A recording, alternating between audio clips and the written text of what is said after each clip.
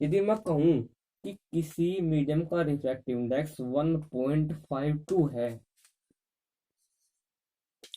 1.52 है, अब आप इसका मतलब बताइए क्या होगा। इसको आप दो तरीके से समझ सकते हो। अब अच्छे से सुनना, आपने कभी भी ये बात नहीं सुनी होगी, जो चीज आपको नई नई बताने वाला हूँ। इसका एक तो मतलब ये होगा कि लाइट की स्पीड इस मीडियम के अंदर, मान के लो ये एयर है, ये अनदर मीडियम है जिसका रिफ्रैक्टिव इंडेक्स 1.52 है।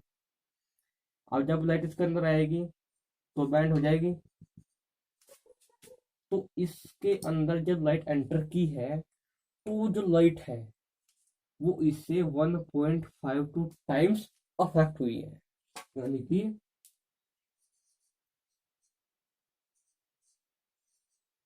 ये इसके डेफिनेशन में दिया गया है, एस निकालना तरीका, v is equals to C upon U, 3 × 10⁸ upon mu की वैल्यू कितनी है यहाँ पर 1.52, वैसे इसका आंसर 2.25 आ गया। 25 में 1 पॉइंट, हाँ 1.2 × 10⁸ मीटर पर सेकेंड। तो v की वैल्यू यहाँ से निकल आ गई 2 × 10⁸ मीटर पर सेकेंड।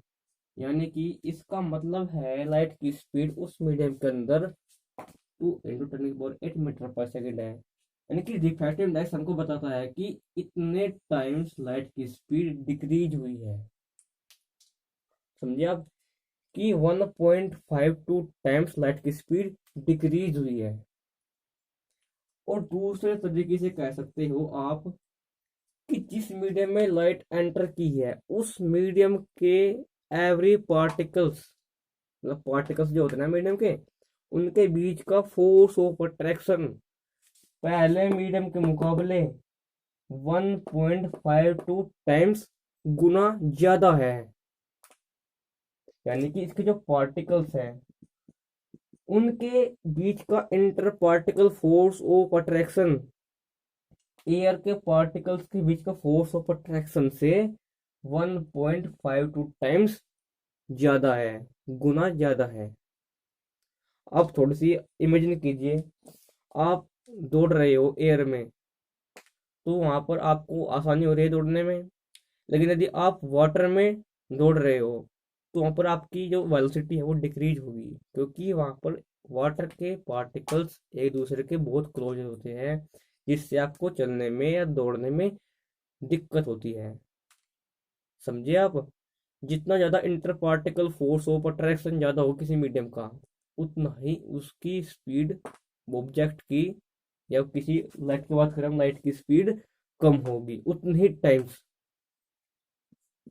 इतने टाइम्स लाइट की स्पीड डिक्रीज होगी। आपको मैंने बताया इतने टाइम्स डिक्रीज होगी।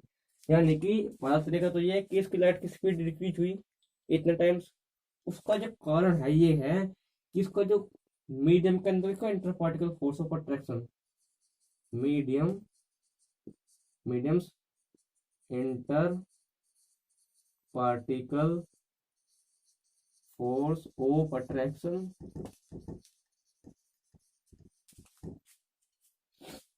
Is mu times larger than, इसके रेस्पेक्ट में जो अनदर मीडियम है, देन इट्स रेस्पेक्टिव मीडियम।